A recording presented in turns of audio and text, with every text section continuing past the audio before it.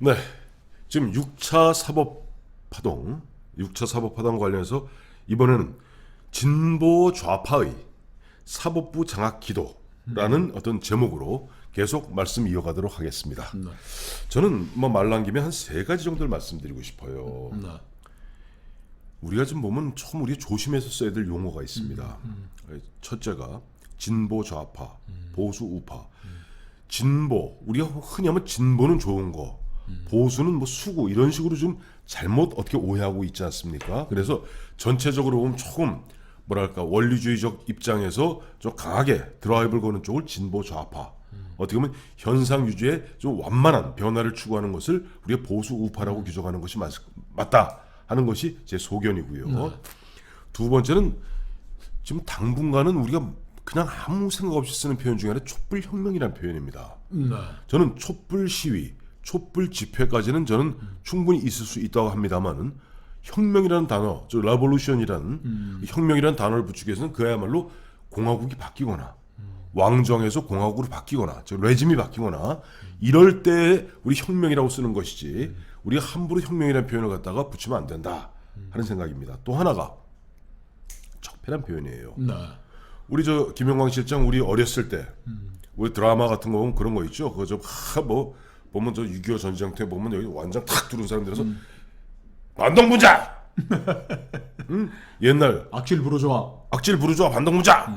너 옛날 중국의 그 뭡니까 그 저 문화혁명 때 그때 보면 상대방 때려잡을 때 쓴 게 이른바 주자파라는 표현입니다. 주자파. 북한에서는 미제 스파이. 지금 적폐. 뭐 블랙리스트 이런 식으로 갔다가 그야말로 비정치적이고 그렇죠. 선동적 언어는 우리가 금해야 됩니다. 선동과 네, 정말 그 적이 네, 직무의 언어죠. 언어죠. 예를 들어서 적폐청산이라 그러면 우리가 벌어지고 있는 영어로 이렇게 바꿔보면 참 이해가 쉬운 것들 중에 하나가 적폐예요. 네. 적폐를 영어로 하면 accumulated bad habit입니다. 잘못된 습관이 계속 쌓인 게 이제 적폐인데 네. 적폐는 항상 청산해야죠.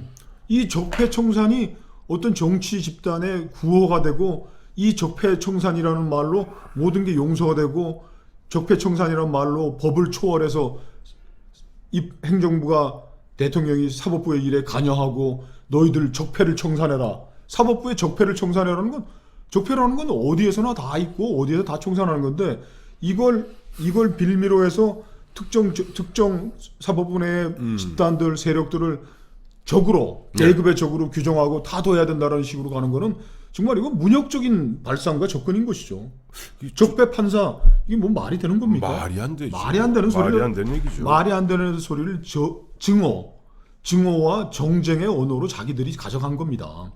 적폐는 적폐를 얘기하는 문재인 세력에게도 적폐가 있는 것이고 네.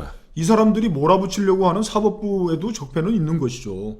이거를 적폐를 청산하라고 사법부에다 얘기한다는 게 무슨 의미가? 아이들한테 너 똑바로 살아라 얘기하는 게 적폐 청산인 거 쉽게 얘기하면 그건 서로 얘기를 할 수 있는 것이 이걸 가지고 검찰과 경찰을 동원해서 사법부에는 적폐 세력이 있기 때문에 처단하겠다. 이게 원리주의자 탈레반 같은 사람들이 하는 얘기인 거예요. 우리 지금 대한민국에 아까 말씀하셨듯이 대법원장, 대법관들이 드디어 흥분하셨군요. 여기서 치기 시작하시네. 대법관들이 검찰, 경찰에 불려다니고 감옥 갈 위기에 직면해 있고 네. 이런 2류, 3류 법치국가로 이미 전락을 했고 네. 적폐라는 완장만 차면은 아무데나 횡행하면서 돌아다니면서 인민위원회 설치하듯이 적폐청산위원회 만들어서 정부 부처에 법적 근거도 없이 적폐청산위원회 만들어가지고 국정원 비밀 컴퓨터 뒤지고 법원 행정처에 있던 서류들 다 지워가지고 이게 바로 적폐의 증거라고 들여다내고 따져보면 사실은 또 아니라는 거 아니에요. 근데 사실 아닌 게 밝혀졌으니까 그럼 모르겠어요. 이제 지금 현재 지금 그와 같은 행위를 했던 자체가 바로 또 다른 적폐입니다. 아니 그 적폐라는 증오와 정쟁의 언어를 내 걸로 만들면은 거기 저항하는 놈들은 다 적폐 세력이 되는 거죠. 적폐에서 반동무자가 되는 거고요. 반동문자죠. 그러니까 검찰이 적폐 청산을 위해서 영장을 철군구해서 법관과 대법관들을 불러가지고 조사하려는데 이거 영장 발부 안 해주면 그 판사도 적폐 판사가 되는 거죠. 자. 이렇게 이 원리주의적인 구호와 증오의 언어가 난무하면 이게 후진국인 겁니다. 그게 뭐냐니까 아까 말씀하셨던 게 바로 인민재판이고요. 인민재판이죠. 또 하나 보면 예전에 중세에 있었던 마녀 사냥하고 다를 게 아닌 겁니다. 걱정이에요. 걱정이에요. 우리가 이제 인민재판하면 북한 유경수 탱크 사단이 서울을 점거하고 나서 예. 서울에서 벌어졌던 인민재판들 있지 않습니까? 완장 탁 두르고 그때 그 시절 공부를 하셨던 우리 연사님들이 하신 말씀이 인민재판에 대해서 우리가 잘못된 인식을 하나 가지고 있대요. 뭐예요? 우리 방공 영화에 보면 뭐 머슴이 자 이 지주 뭐 홍길동을 고발하시오 그러면 머슴들이 아이 난 안 할래요 그러면 완장찬 뭐 보위부원들이 와서 권총을 들이세고 그래서 앞에 나가서 이 지주 뭐 홍길동 죽여야 됩니다라고 한다 그러는데 네. 서울에서 있었던 인민재판이 축제 분위기였답니다. 어... 누구 돈 많은 뭐 누구 저 단상에 올려놓고서 죽이자 그러면 지금 우리 사회 분위기도 누구 하나 올려놓고 뭐 인민재판장 올려놓으면 저 죽이라고 그러지 우리 차분하게 법적 절차를 생각하고 우리 사법 절차가 우리가 70년이 됐는데 그런 얘기하는 사람이 있을까요? 아 잠깐만. 인민재판은 늘 열광적인 분이 속에 잠깐만. 진행이 잠깐만. 됐답니다. 우리 김 실장. 네. 저 뒤에 보면 빨간 책 좀만 꺼내봐 주세요. 해방의 비극이라는 거. 네. 저기 있네요. 네. 이게 갑자기 그 말씀하시니까 이 갑자기 생각나는데 이게 마오쩌둥입니다. 아 이게 잘못 들었구나. 마오쩌둥인데 이게 프랑크 디케터라는 네덜란드의 학자가 쓴 책인데 이 책 제목이 보면 이 해방의 비극이에요. 여기에 보면 바로 그 49년도 이제 중국 공산당이 중국 본토를 차지한 다음에 벌렸던 게 똑같아요. 똑같아요. 그 축제 분위기죠. 보면은 그 소장농들, 농노들이 보면은 지주들 잡아갖고 죽이자 그러면 그냥 너무 신나서 죽였다는 거죠. 그렇죠. 그런 건데 저 이번에 네. 그 드디어 우리 사법부의 권간을 이루는 판사님들께서 예. 모여가지고서 적폐 판사 13명 13명을 죽이자! 국회가 탄핵을 해달라고 했지 않습니까? 목을 잘라라. 이게 헌법 위반적인 거예요. 우리 저 왜요? 사법부가 가장 지켜야 될 원칙 중에 하나가 무죄 추정의 원칙이죠. 무죄 추정의 원칙이 법치주의 근간입니다. 헌법 27조 4항이에요. 형사 피고인은 유죄의 판결이 확정될까지는 무죄로 추정한다. 무지랭이 길가에 일용직 잡부라 하더라도 함부로 유죄로 추정할 수 없고 법관의 심판이 내려질 때까지 무죄로 추정해야 된다는데 그 성스러운 임무를 담당하신 판사님들이 동료 판사를 아무런 법적 근거도 없이 판결도 없는 사람들을 탄핵해서 목 잘라달라고 얘기하는 게 인민재판적이라고 얘기해도 되지 않나요? 인민재판적 분위기죠. 분위기죠. 그리고 아까 참 걱정해요.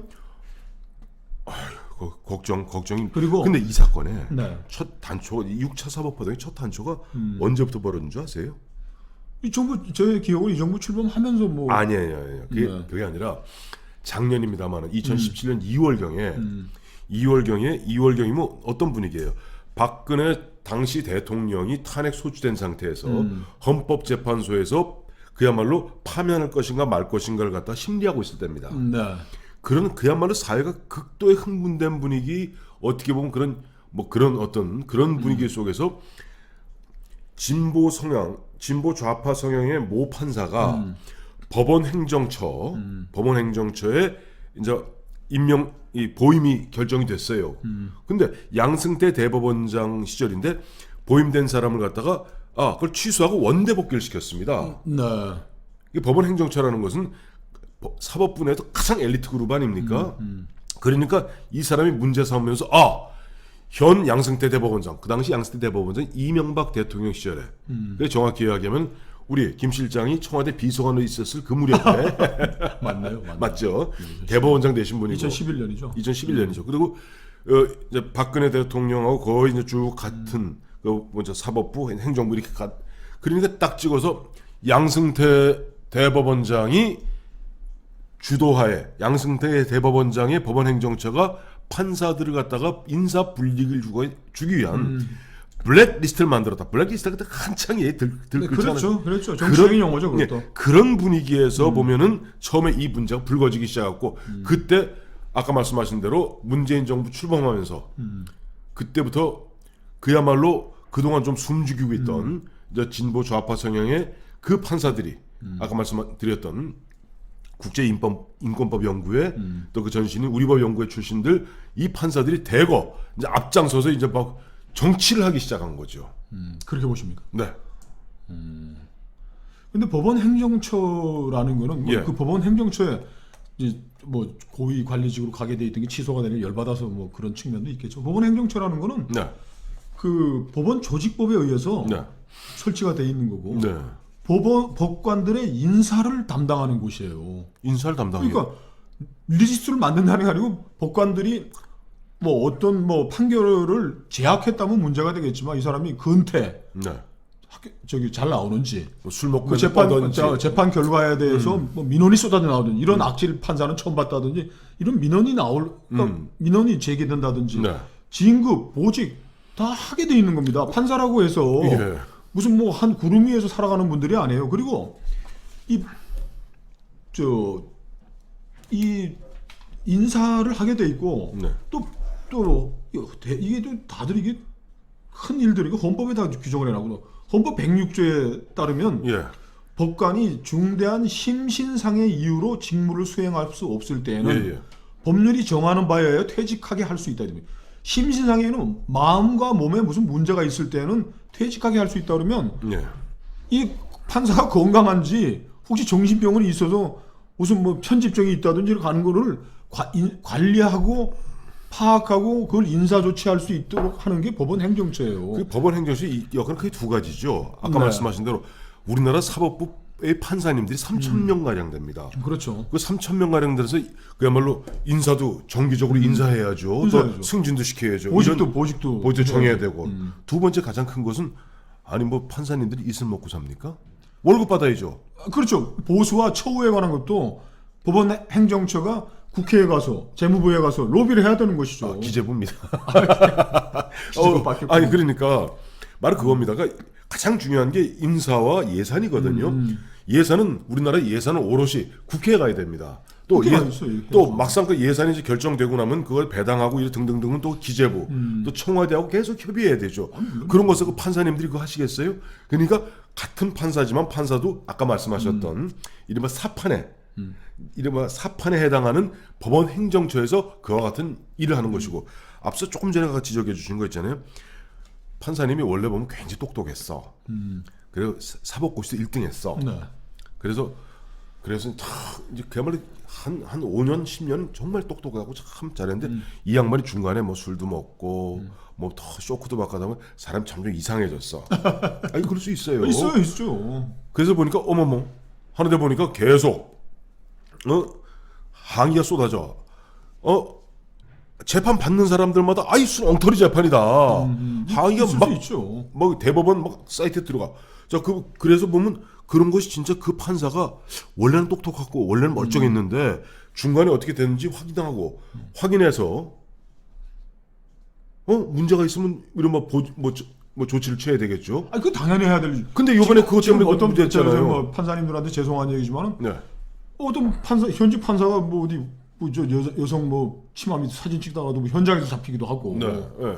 그리고 뭐 이런 것들이 있는 거거든요. 근데 지금 이 양승태 전 대법원장과 그 법원행정처를 지금 적폐세로 몰아가는 분들은 이 조항 하나에만 근거하고 있는 거예요. 헌법 네. 제 103조. 네.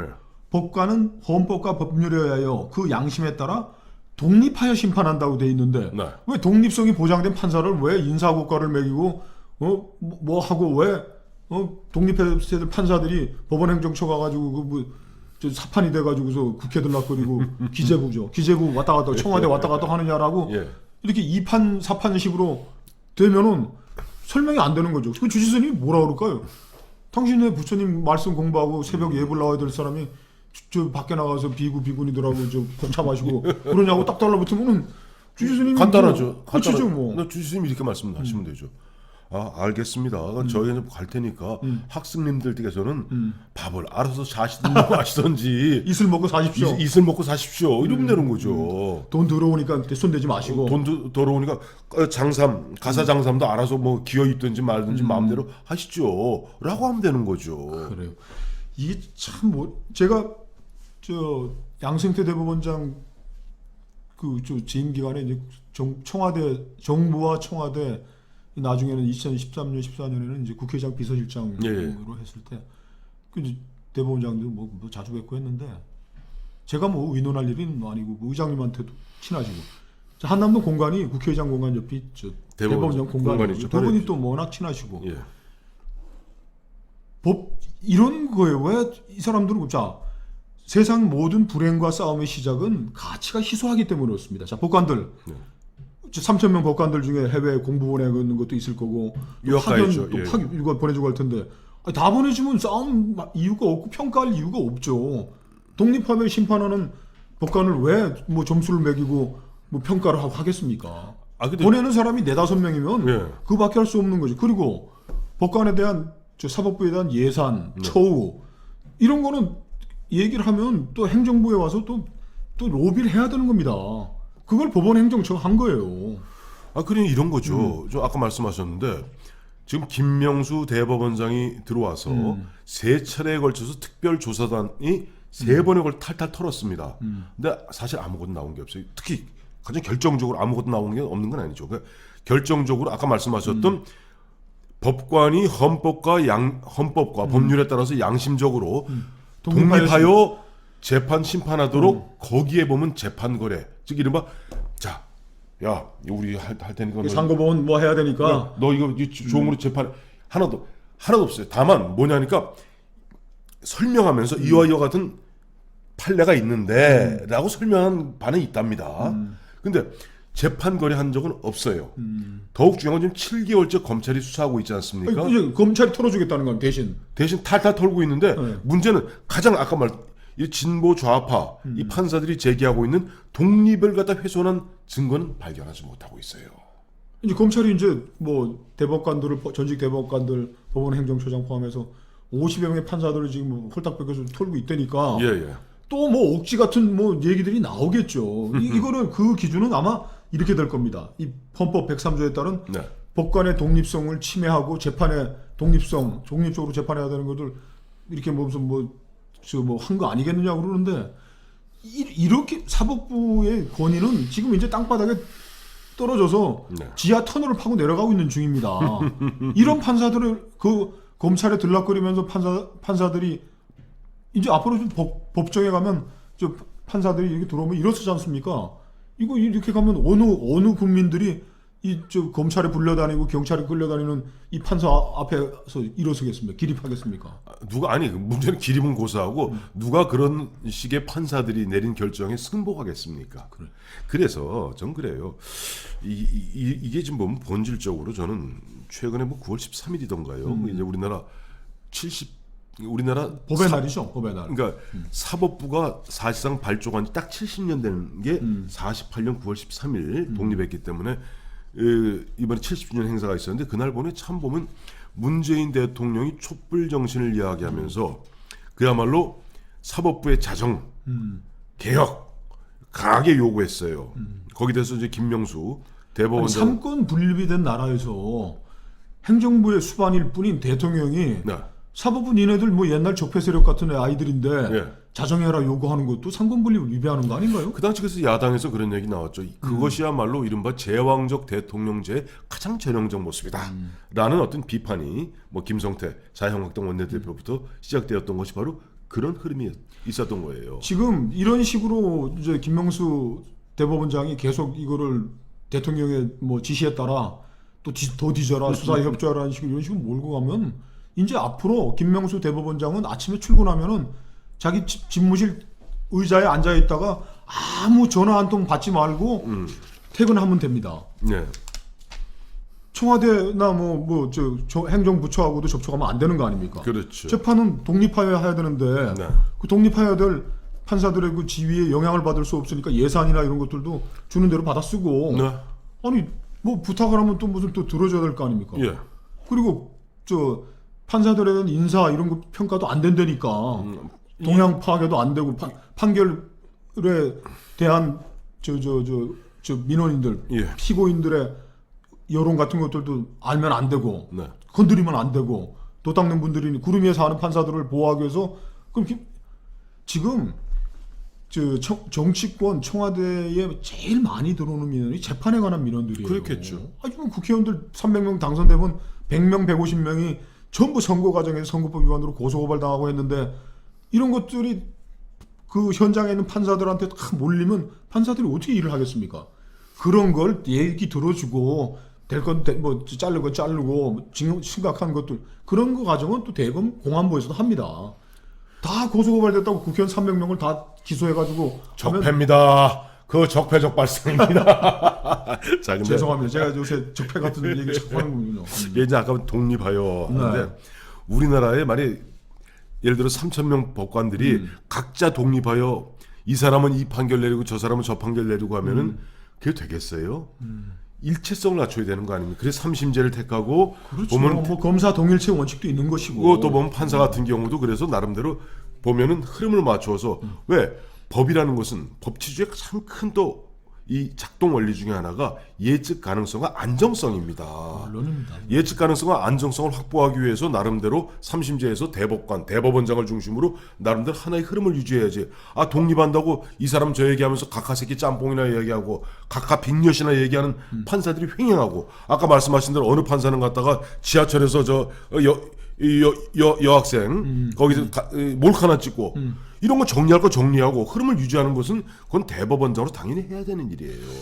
진짜 만약에 양승태 대법원장이 그 검찰 포토라인에 쓰고 구속이 네. 된다 그러면 정말 해외 토픽 그 일본으로 나올 우리 지금 역사상 아니라니까요. 얼마나 놀랐으면 기침이 나옵니까? 네. 우리나라는 전직 대통령 두 사람을 갖다가 다 잡아놓고 그것도 탈탈 털어서 집어넣고 또 한 사람은 있는 사람 목 잘라 파면시켜서 잡아놓은 나라예요. 밀국에서 일면 특종 날 일이 없고요. 네. 다만 지금 보면 뭐 적폐니 촛불 뭐 촛불 정신이니 뭐니 하면서 진보 좌파 성향의 이른바 좀 원리주의적 성향을 보이는 판사들이 사법부를 갖다가 어떻게 보면 자기 마음대로 쥐락펴락하라 하기 위해서 보면 이런저런 갖다가 아까 말씀한 우리 지금까지 얘기했던 그런 것을 놓고 보면 기존에 어떻게 보면 기존에 주류를 형성했던 것을 치고 있는 중입니다. 즉 그래서 저는 오늘의 제목을 갖다가 진보 좌파의 이른바 사법부 장악 기도라고 정한 게 바로 그 까닭입니다. 너무 세게 판단하신 거 아닌가요? 아니 좀 보시자고요. 왜 보시면 결국 보면 진보 좌파 그분들도 예를 들어서 본인이 진보 좌파 아니라고 얘기하기는 어려울 겁니다. 그리고 어쨌든 그들이 보면 뭐 법관 대표 회의 등등을 통해서 지금 아까 말씀하셨던 대로 소수의 몇 명이 주도하면서 흐름을 끌어가고 있지 않습니까? 네. 그렇다면 사법부 장악 기도라는 표현은 결코 과하지 않을 것입니다. 하여튼 뭐 참 늘 그렇듯이 대한민국의 또 스펙타클한 일들이 네. 계속 또 벌어지겠군요. 예. 봐야 되겠습니다. 그렇습니다. 자 오늘은 뭐 두 번에 걸쳐서 이른바 6차 사법파동, 2판 4판 양승태 그리고 진보 좌파의 사법부 장악 기도 나누어서 말씀드렸습니다. 감사합니다.